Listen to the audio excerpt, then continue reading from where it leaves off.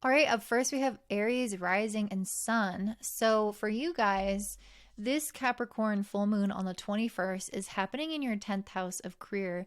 And I'm getting a few distinct messages. I think 2 to 3 messages that are really strong for you guys. One of them is about career, another one is about relationships. And let's dive in. So, full moon in your 10th house usually brings some kind of illumination, clarity, development, achievement, culmination within the area of career.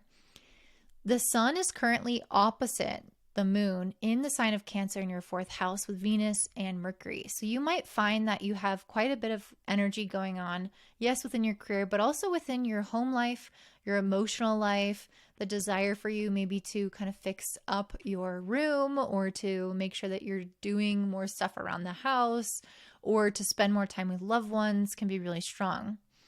However, this is also preparing you for and propelling you into your public life as well, because that's where this full moon is.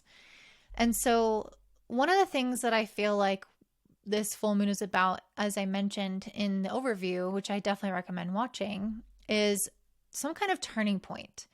And I definitely see that really emphasized for you guys with this world card, which is all about cycles and peak experiences, achievements, kind of like the ending of one phase of a cycle and the start of another. And sorry, my sage is going wild in front of the camera. And so I really feel like that's quite strong for you guys, that there's some kind of turning point happening in your life. And it doesn't have to be your career, because the 10th house is linked with any strong change in the way that people see you and the way that people know you. And I've seen it very strongly linked with things like big moves, getting married, having kids, maybe to some degree. Things like that have kind of life chapters along with it. So for those of you guys who this full moon is aspecting your birth chart, you may find that you are having some kind of chapter completion at this time, or you are putting effort into working on some kind of larger chapter with the 7 of Pentacles. This is quite a slow energy. It's really focused on the long term. It really wants you to take your time, and that's also very much a Saturnian Capricorn type of full moon that we are in, where we're meant to be quite patient and working diligently towards achieving some peak success, which I really see for you here. Especially with this mastery card as well. It's like it's meant to be a time for you to master your craft in something, to work hard towards something in your life, whatever that is. Where the challenge comes in is with the square to Neptune in Pisces in your 12th house. This square can create some kind of confusion around our direction, around our goals. There can also be a lot of like nebulousness as well. So things that are happening that are outside of our control, that we don't even maybe fully understand, can occur. And so basically like a mystery, I think is how you could look at this energy. So there may be some element of mystery. So maybe you're not sure like how something will unfold, how to achieve something, how you can get past something. Oftentimes, because Neptune is in your 12th, there can be stuff linked up with the past where there can be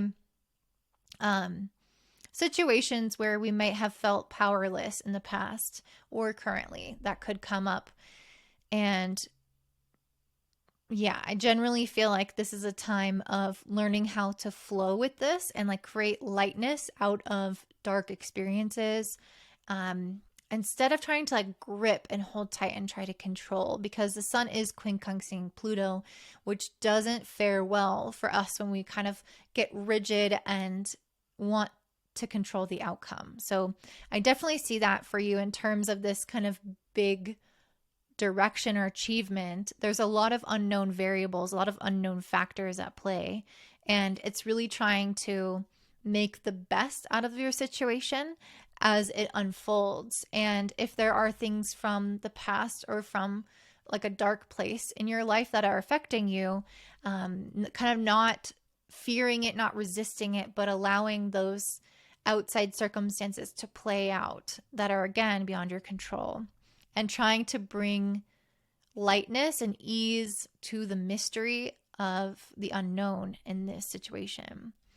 If there's such a focus on very Capricorn things, like getting a lot of recognition, being the number one, dominating others, I don't think that will fare well with this square to Neptune in the 12th. I think there is a sense of humility and mastery, and this very much feels like in line with the overview if you haven't watched that. Really mastering yourself rather than trying to kind of build yourself up onto this hierarchy.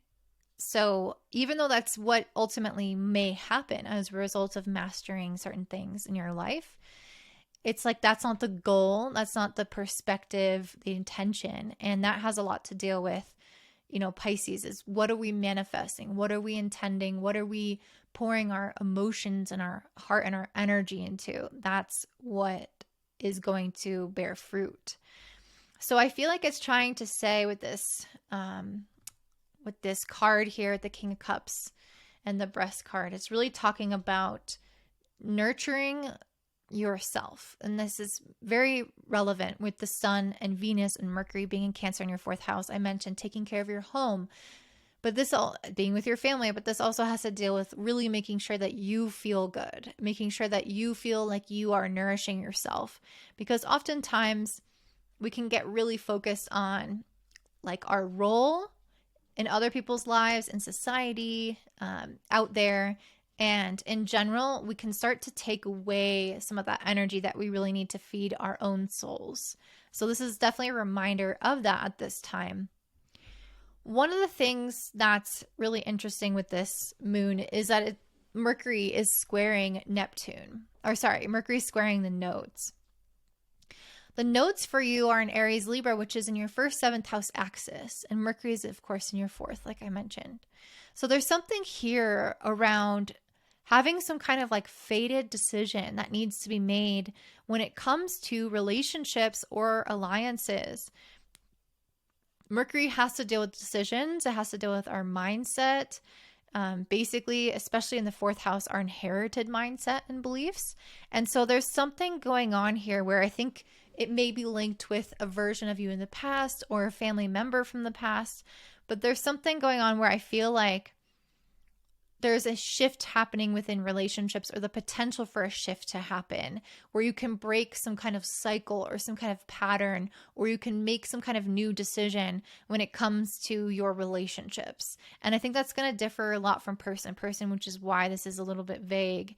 But I feel like there's something in here when it comes to being with others where I feel like Aries can struggle with this in general.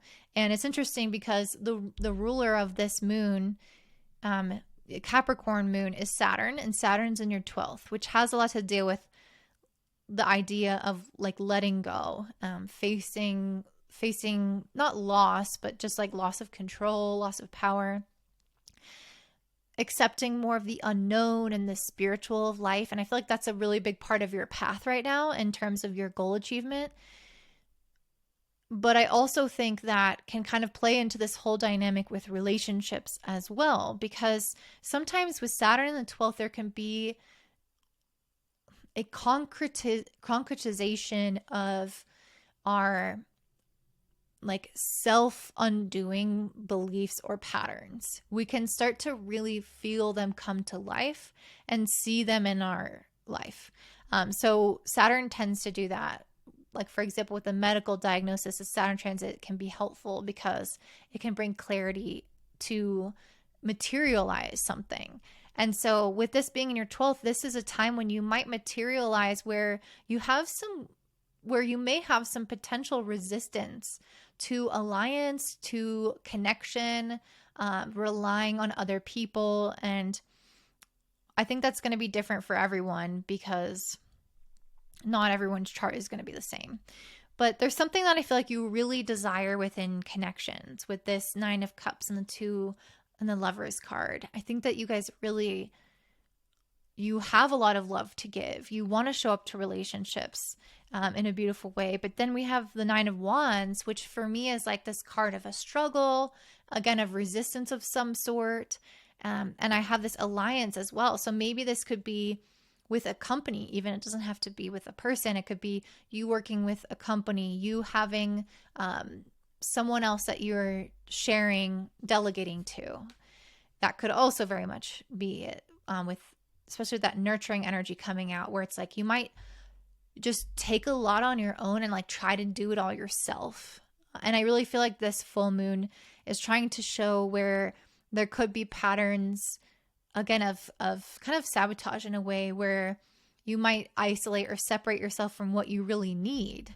And this is a time for you to further explore how to get what you want with others, and how to approach that journey differently so that you can rely more on others and have more of this mutually beneficial alliance and relationship where you are strong and resilient with the positive sense of the Nine of Wands, but not struggling and resisting, which is a negative sense of the Nine of Wands. So basically there's a message here around continuing on this journey to a specific goal that you have, but really trying to look to others and alliance or companionship in order to make some of these things happen, and become aware of where you might have patterns playing out within that dynamic with others, where it's either not happening at all, or it's something that you are creating more resistance around, fear around, whatever that is, because Aries does tend to be self-reliant. So there's something going on here with that, where it may be helpful to call in the support of others, especially financially, or when it comes to like material realities, because this Mercury is sextiling Mars in your second. So there might be something literally that has to deal with the like movement, production, change, management of material goods, material reality, your money, that type of thing, your house. So it would be especially beneficial to have some kind of alliance in an instance like this. So I hope that this makes sense for you. If it does, I'd love to hear from you in the comments down below. Don't forget to also give me a thumbs up, subscribe, share with your friends. And if you want a reading from me, you can always check me out at cosmicclarity.astrology.com, which I will link in the description box down below. And I hope you have a great day. Bye.